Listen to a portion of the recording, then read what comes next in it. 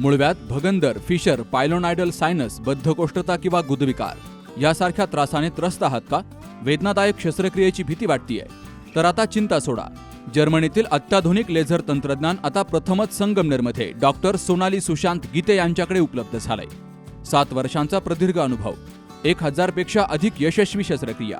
ठिकाण KM hospital, Vitthal मंदिरासमोर, Akole bypass road, Sangamner. संपर्क 90 677 95 189. बांधकाम कामगार, घरगुती कामगार, सुतार, इलेक्ट्रिशियन, रंगकाम करणारे कामगार तसेच बांधकाम क्षेत्राशी संबंधित सर्व घटक हे कामगार योजनेत बसतायत. हे कामगार खऱ्या अर्थानं राज्य आणि देशाच्या अर्थव्यवस्थेचा महत्त्वाचा कणा आहे. त्यांच्या कष्टामुळेच विकासाची गती टिकून आहे. त्यामुळे शासनाच्या विविध योजनांचा लाभ पात्र लाभार्थ्यांपर्यंत पोहोचवण्यासाठी महायुती सरकार कटिबद्ध असून कामगारांचा 1 रुपया देखील कुणालाही खाऊ देणार नाही, असा स्पष्ट इशारा आमदार अमोल खताळ यांनी कामगारांकडून पैसे उकळणाऱ्या एजंटांना दिला. संगमनेर शहरातील मातोश्री लॉन्समध्ये आयोजित बांधकाम कामगारांना आमदार अमोल खताळ यांच्या हस्ते भांडी साहित्याचं वाटप केलं गेलं. यावेळी ते बोलत होते. भाजपाचे ज्येष्ठ नेते भीमराज सत्तर, तालुका प्रमुख गुलाब भोसले, अल्पसंख्याक जिल्हाध्यक्ष रऊफ शेख, युवा मोर्चा जिल्हाध्यक्ष रोहित चौधरी, शिवसेनेचे जिल्हा संघटक विठ्ठल घोरपडे, शहर प्रमुख विनोद सूर्यवंशी, आरपीआयचे शहराध्यक्ष कैलास कासार, युवा सेना उपजिल्हा प्रमुख सौरभ देशमुख, तालुका प्रमुख सुशील शेवाळे, शहर प्रमुख सार्थक शेवाळे, सीताराम पानसरे, रवी म्हस्के, सुरेश काळे, नगरसेविका साक्षी सूर्यवंशी, महिला उपजिल्हा प्रमुख दीपाली वाभळ, संगीता पुंड, सपना जाधव, बांधकाम विभागाचे अधिकारी स्वप्नील जाधव, ललित दाभाडे, निखिल सौंदारे यांसह अनेक मान्यवरांची उपस्थिती होती.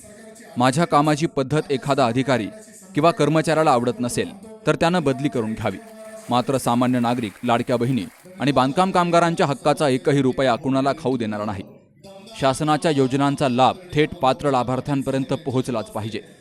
मध्यस्थ, एजंट किंवा भ्रष्टाचाराच्या माध्यमातून गोरगरिबांच्या हक्कावर डल्ला मारणाऱ्यांची कोणतीही हयगय केली जाणार नाही, असा स्पष्ट इशारा आमदार अमोल खताळ यांनी दिलाय. या निमित्तानं आपल्याला एवढंच सांगेल, आता माझ्याकडे एक मेसेज आला, अधिकारी आहे तिथं जाधव म्हणून, त्यांना सांगेल का मांडवा हे गाव आहे, मांडवा या गावामधले आज कुणी आहे का इथं? मांडव्यातलं कुणी आलंय? मांडव्यामध्ये कुणीतरी एजंट पैसे घेतो असं मला कळालंय. तर त्याच्यावरती त्याचं नाव सुद्धा तुम्हाला मला पाठवलंय, त्याची खात्री करून त्याच्यावरती गुन्हा दाखल करून टाकायचा. एक गुन्हा एजंटवर दाखल झाल्याशिवाय आमच्या या लोकांना, या भगिनींना, या आमच्या कामगार बांधवांना हे 1 रुपया मेहनतीचं काम करतात, मेहनतीने करता आणि यांना एजंटांना दलालाला पैसे द्यायची गरज नाही. त्यामुळे जर कुणी असेल तर माझा मोबाईल नंबर घ्या, माझ्या मोबाईल नंबरवर मेसेज टाकला तरी त्याचा कार्यक्रम परफेक्ट होतो आणि फिट कार्यक्रम होतो. तुमचा अधिकार आहे, तुमचा हक्क आहे, शासनाची भूमिका आहे. आलेला वरतून जो रुपया निघतो तो रुपया खालच्या व्यक्तीपर्यंत रुपया म्हणूनच आला पाहिजे. त्याच्यातले 5 पैसे सुद्धा कुठे गेले नाही पाहिजे, ही आमची भूमिका आहे. त्यामुळं मी स्वतः माझ्या कार्यालयाच्या माध्यमातून संगमनेरात आलेल्या प्रत्येकाला बांधकाम कामगाराचं नोंदणी असेल, घरेलू कामगाराची नोंदणी असेल, या सगळ्या योजनेचा लाभ आपण मोफतमध्ये देत असतो. मागच्या वेळेस कार्यक्रम झाल्यानंतर काही जणांना फोन आले म्हणून ते रेकॉर्डिंग मला लोकांनी पाठवलं. आता काही जणांना इतके दिवस ते म्हणताना नाचता येणं आणि अंगण वाकडं असा काही प्रकार होता. इतके वर्ष त्यांना त्यांच्या कर्मचारी आणि बगलबच्चे सोडून कधी या योजनेचा लाभ देता आला नाही. परंतु आज आपण लाभ देतोय. तर कार्यक्रम संपल्यानंतर तुमच्या लोकांना फोन येतो का हे अशा व्यक्तीच्या ऑफिसमधून झालंय आणि त्यांच्या कार्यालयातून झालंय. परंतु मला वाटत नाही का इथं बसलेला प्रत्येक माणूस हा चांगला सुज्ञान आहे आणि त्याला माहिती आहे का हे जे भांडी वाटपाचा कार्यक्रम आहे किंवा हे जे आज प्रत्येकाला न्याय मिळतो हा फक्त आपल्या महायुती सरकारच्या माध्यमातून मिळतो आणि स्थानिक आमदाराच्या, स्थानिक पालकमंत्र्यांच्या माध्यमातून हा लाभ मिळतो. मागच्या वेळेस एक रेकॉर्डिंग आली, एका आजीला फोन गेला का आम्ही अशा कार्यालयातून बोलतो आणि आज जे तुम्हाला भांडे मिळाले ते आमच्या साहेबांमुळे मिळालं. आता आमचे ज्येष्ठ नेत्यांनी सांगितलं, तो शब्द त्यांनी जरा अवघड वापरला, मला ते बोलता येणार नाही. परंतु आज परिस्थितीच तशी झाली, कुठेही काही झालं का यांनी सांगायचं आमच्यामुळे झालं.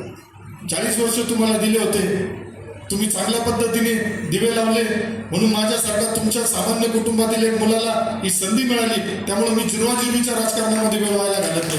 मी विकासाच्या कामामध्ये माझा जो काही वेळ आहे तो व्हायला घालतो. आज विकास कधी होईल? जर सगळ्यांना बरोबर घेऊन गेला तर होईल. आज आमच्या बऱ्याचशा लाडक्या बहिणी आहेत, केवायसी अभावी त्यांचे सुद्धा पैसे बंद झाले. त्यांना बी मी सांगितलेलं आहे, माझ्या ऑफिसला संपर्क करा. काही कोणाच्या दारात जायची गरज नाही. कोणाचे लोक तुम्हाला काम करताना जिथं उपकाराची भावना दाखवतात त्या दारामध्ये जाऊ नका. आमच्याकडे सेवा ही भावना तुम्हाला दाखवली जाते. आम्ही सेवा म्हणून तुमच्याकडे बघतो, तुमचा आशीर्वाद घेण्यासाठी आम्ही काम करतो. आज शिष्यवृत्तीच्या माध्यमातून सुद्धा आपल्या तालुक्यात बऱ्याच विद्यार्थ्यांना न्याय दिला जातोय. त्या बाबतीतही तक्रारी कमी झाल्या. सुरुवातीला हे प्रमाण मोठ्या प्रमाणात होतं. काही अधिकारी कर्मचारी माझ्यावरती नाराज असतात, त्याला माझा नाईलाज आहे. कारण माझी भूमिका ना खाऊंगा ना खाणे दूंगा. त्यामुळं कोणाला पटेल नाही पटेल मला त्याच्याशी घेणं नाही.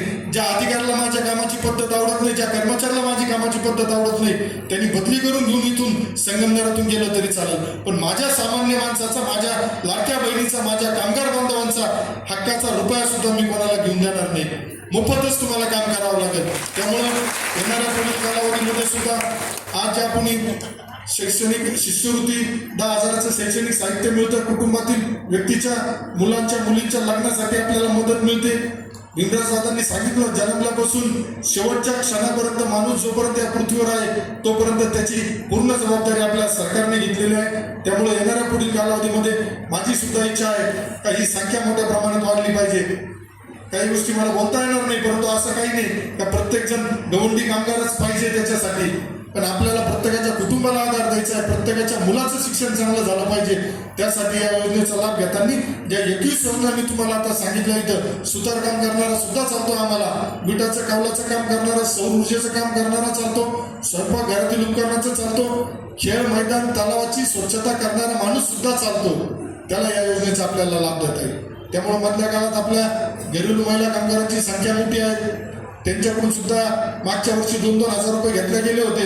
त्यावेळेस मी सांगितलं होतं, आजही पुन्हा सांगतो, तुमचा मुलगा, तुमचा भाऊ जोपर्यंत आहे तोपर्यंत कोणत्या एजंटला, कोणत्याही दलाला 1 रुपया देण्याची गरज नाही. तुम्हाला कोणत्या अधिकाऱ्याला तुम्हाला पैसे देण्याची गरज नाही. तो पारनेरचा असू, संगमनेरचा असू, नाही तर कुठला असू, माझ्या कार्यालयाशी संपर्क केल्यानंतर त्या व्यक्तीला निश्चित न्याय देण्याचा आमचा प्रयत्न राहणार आहे. 1100 जणांना आपण लाभ दिलाय. शैक्षणिक योजना 10,809 जणांना शिष्यवृत्ती दिली. आरोग्याच्या बाबतीत 25 जण आहेत. सामाजिक योजना 105 आहेत. अर्थसहाय्य 62 आहे. त्यामुळं मोठ्या प्रमाणात आपण प्रत्येकाला लाभ देतो. MSCIT सारख्या कोर्ससाठी सुद्धा आपण त्यांना मदत करतोय. अपंगत्व आल्यानंतर सुद्धा त्याला मदत होती, परंतु दुर्दैवाने मी तर म्हणेल का अशी कोणावरती वेळ येऊ नये. परंतु जरी दुर्दैवाने एखादी दुर्घटना घडली तरी आपलं सरकार निश्चित तुमच्या सगळ्यांच्या पाठीशी ठाम उभं राहिला शब्द या निमित्ताने तुम्हाला सर्वांना देतो. संगमनेर तालुक्याच्या पठार भागातील साकूरजवळील मांडवे गावात एजंट बांधकाम कामगारांकडून पैसे घेत असल्याची माहिती प्राप्त झाली आहे. या प्रकरणी ज्यांनी पैसे घेतलेत त्यांची बांधकाम विभागाच्या अधिकाऱ्यांनी चौकशी करून संबंधित एजंटवर फौजदारी स्वरूपाचा गुन्हा दाखल करावा, असे निर्देशही आमदार अमोल खताळ यांनी अधिकाऱ्यांना दिले. पंतप्रधान नरेंद्र मोदी, मुख्यमंत्री देवेंद्र फडणवीस, उपमुख्यमंत्री एकनाथ शिंदे आणि पालकमंत्री राधाकृष्ण विखे पाटील यांच्या नेतृत्वाखालील महायुती सरकार सामान्य नागरिकांना केंद्रबिंदू मानून काम करत आहे.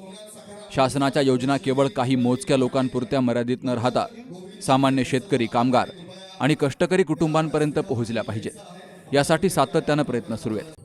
सध्या 26,899 बांधकाम कामगारांची नोंदणी झाली असून कामगार विभागाशी निगडीत असणाऱ्या 21 प्रकारच्या योजनांसाठी पात्र कामगारांनी नोंदणी केली तर ही संख्या 50,000पर्यंत जाऊ शकते. गेल्या काही वर्षात शैक्षणिक, आरोग्य, सामाजिक आणि आर्थिक योजनांअंतर्गत बांधकाम कामगारांना तब्बल 12,27 लाख रुपयांचा लाभ दिला गेला, असं आमदार अमोल खताळ यांनी सांगितलंय. जनसंपर्क कार्यालयामार्फत बांधकाम कामगारांची नोंदणी तसेच विविध योजनांचे अर्ज पूर्णपणे मोफत भरून दिले जात आहेत. त्यामुळे कोणत्याही एजंटला किंवा मध्यस्थाला पैसे देण्याची आवश्यकता नाही. शासकीय योजनांचा लाभ घेणाऱ्या लाभार्थ्यांनी थेट माझ्या कार्यालयाशी संपर्क साधावा, असं आवाहन देखील आमदार अमोल खताळ यांनी केलंय. Sukhdev Gadekar, C news Marathi, Sangamner. Doctor Pawse अर्धांगवायू पुनर्वसन आणि निसर्गोपचार केंद्र. निसर्गरम्य आणि प्रदूषणमुक्त वातावरणात 20 कॉटचे उत्तम मशिनरी आणि सर्व सुविधा उपलब्ध असलेले सुसज्ज निसर्गोपचार केंद्र. अर्धांगवायू, मान, पाठ, कंबर आणि सांधेदुखी, हातापायांना मुंग्या येणं, टाचदुखी, चेहऱ्याचा पॅरालिसिस, ॲक्युपंक्चर, फिजिओथेरपी, जलचिकित्सा, बाष्पचिकित्सा, योग चिकित्सा, मालिश चिकित्सा, चुंबक चिकित्सा, आहार चिकित्सा आणि माती चिकित्सा. संपर्क डॉक्टर रमेश पावसे, ठिकाण हिवरगाव पावसा, रायतेवाडी रोड, तालुका संगमनेर. संपर्क 9623 25 67 22.